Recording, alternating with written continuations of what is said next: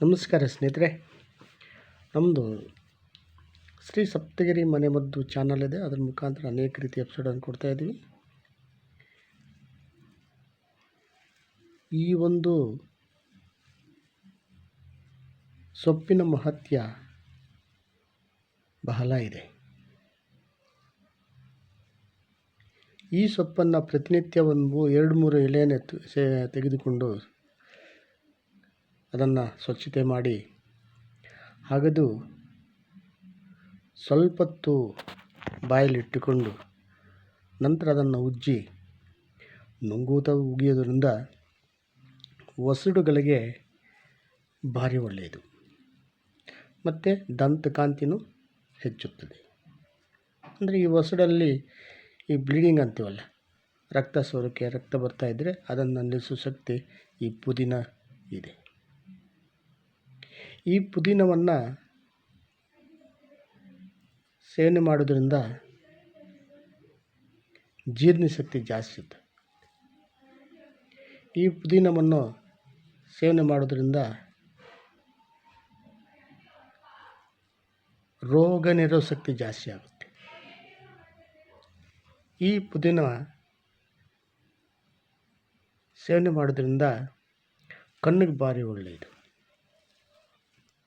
ಅಲ್ಲದೆ ಈ ಹೊಟ್ಟೆಯಲ್ಲಿರುವಂತಹ ಅನೇಕ ತೊಂದರೆಗಳನ್ನು ನಿವಾರಣೆ ಮಾಡೋ ಶಕ್ತಿ ಇದಕ್ಕಿದೆ.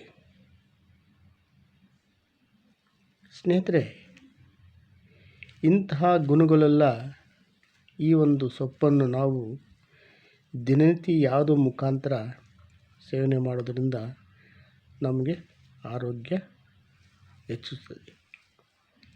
ಯಾವಾಗ ಆರೋಗ್ಯ ಹೆಚ್ಚಿಸುತ್ತೋ ಆಗ ನಾವು ಆರೋಗ್ಯವಿರಲು ಸಾಧ್ಯವಾಗುತ್ತೆ. ಈಗಿನ ಒಂದು ಸ್ಥಿತಿಯಲ್ಲಿ ಅನೇಕ ರಾಸಾಯನಿಕ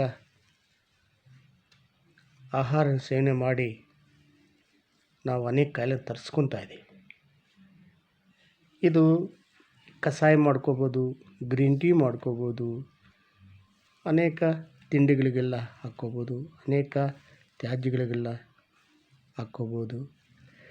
ಇದು ಯಾವುದೋ ಮುಖಾಂತರ ಹೊಟ್ಟೆಗೆ ಹೋದ ಮೇಲೆ ಅದನ್ನು ನಮಗೆ ಎಷ್ಟೋ ಲಾಭಗಳನ್ನು ಕೊಡುತ್ತದೆ.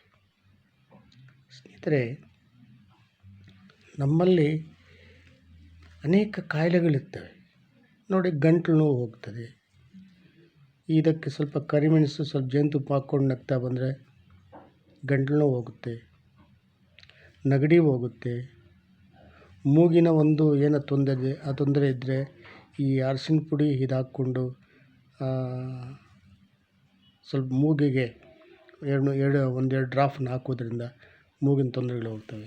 ಒಂದಲ್ಲ ಎರಡಲ್ಲ ಅನೇಕ ರೀತಿಯ ಈ ತೊಂದರೆಗಳನ್ನು ನಿವಾರಣೆ ಮಾಡೋ ಶಕ್ತಿ ಈ ಒಂದು ಪುದೀನಿಗಿದೆ.